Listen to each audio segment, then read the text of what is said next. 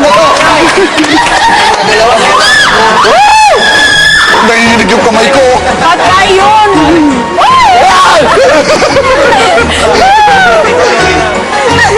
Tingnan mo!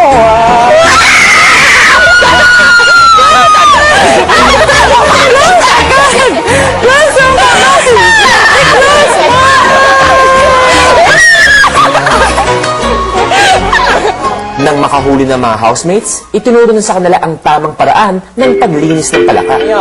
Push. So, pag nakapus na siyang ganon, pag nahawakan ng balat sa likod, hawakan yung likuran niya. Nang matapos magluto, nagpresent muna ang bawat group ng kanilang inihanda. Ang aming gawa ay jungle-inspired na pagkaayos. Our food can make you smile. You must look. Merong ginger drink for the leg at saka para sa tiyan. Habang kumakain ng lunch, si EJ parang may problema. Huwag mo isipin pala kaya, isipin mo frog yan. Ano yan? Love na yan? Isipin mo kawala. Ay, no! Look up! Balat!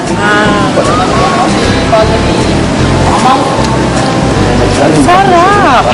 Parang nag-inom bakwan yung lasing. Isipin ka. Go, AJ! EJ, go! Go! Pala ka sa amin.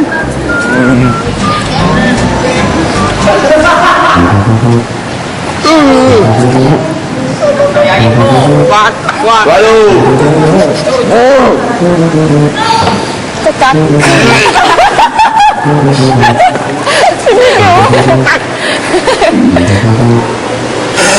Ang mga boys, binigyan pa ng isang hamon. Kumuha kayo ng tigit-tigisa.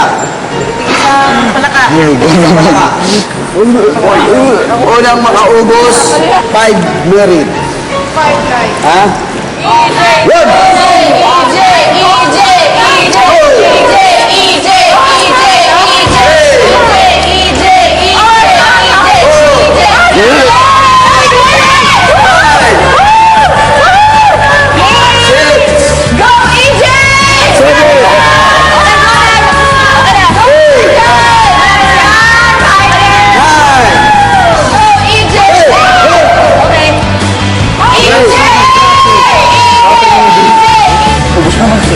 Ubus na. Ang tagal naman. Si EJ, may pahabol pang task. 1, 2, 3, go! Pagpasok namin sa activity area, nakita ko ang mga palaka. Nung una ko itong makita, ako'y nasusukan sa sakit ng aking sikmura. O palaka, nakakatuwa. Okay, palakpakan natin sila. Okay. Sa 3 araw ng military training, ang teams ay nakakuha na ng 95 merits. 5 merits na lang, pasado na. Tara. Basta sabi nyo, friends tayo. Si Andy, emosyonal habang kinakausap si Kuya. Yung sa akin naman po, kahit pumabilis lang akong nandito, marami po talaga akong natutunan and hindi lang po basta-basta makakalimutan yun. Hindi po talaga ako emotionally ready po na magkaroon ng gantong way of life. Like, wala po mami ko at walang ibang tao. Yun po yung hindi po normal way of living para sa akin. Sorry po talaga kung po di ko po nakaya. Pero hindi ko naman po talaga in-expect na ganito po yung nararamdaman ko.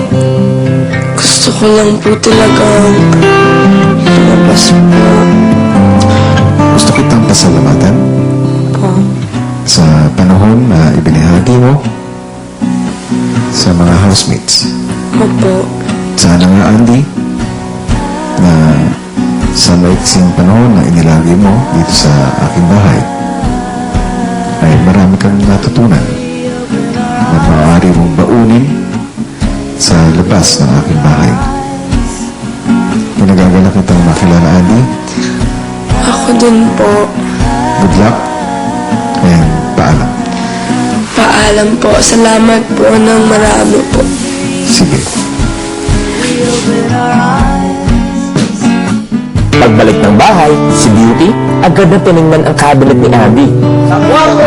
Ako, taka po. Yes po.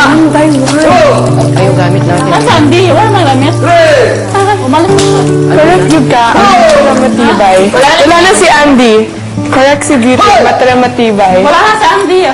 Ilang saglit pa'y alam na rin ng ibang housemates ang pagkawala ni Andy.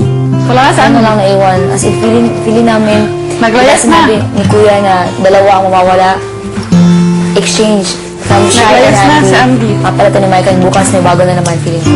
Si Michael mawawala din yan. Si Shai, hindi na natiis dito kaya naman naglayas siya. Baka si Andy hindi na nila natiis. Kahit ang mga house players ay nasubok na rin sa tindi ng mga hamong binibigay sa mga teens. At sino pa kaya ang tatagal? Good evening mga katropa at good evening mga kapamilya. Bago ang lahat, we would like to greet Ms. Cory Vidanes, Managing Director of ABS-CBN Entertainment, a very happy birthday. Samantala, lumabas man ang bahay ni Kuya si Andy at tuloy-tuloy pa rin ang hamon sa ating mga housemates. Tulad ng isang masangkas na nag-test sa kanilang physical strength. Kung ano nangyari, panoorin po natin. Dalawang boys ang maghaharap sa bawat round. Sa loob ng ring na puno ng putik, ay magtatagisi ng dalawa na napalabas ang kalaban sa ring. Introducing Roddy Hilabot Domingo.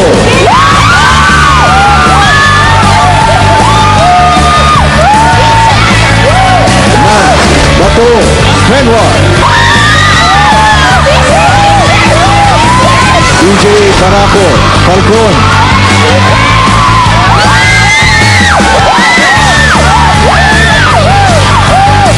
Alex Lababun Ansel Mucho.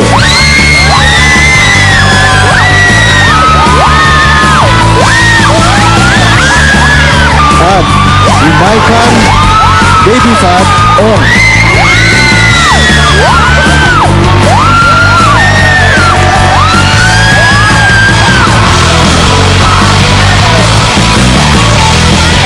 Unang nagharap, sina Robbie at Mel.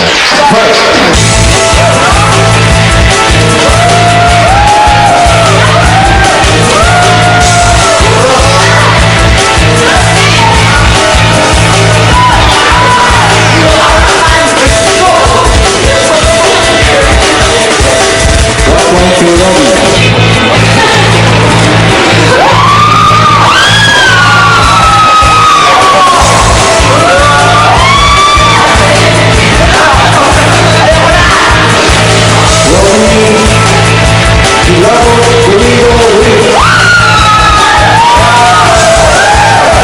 Sa ikalawang laban ay sina EJ at Alex naman ang nagharap.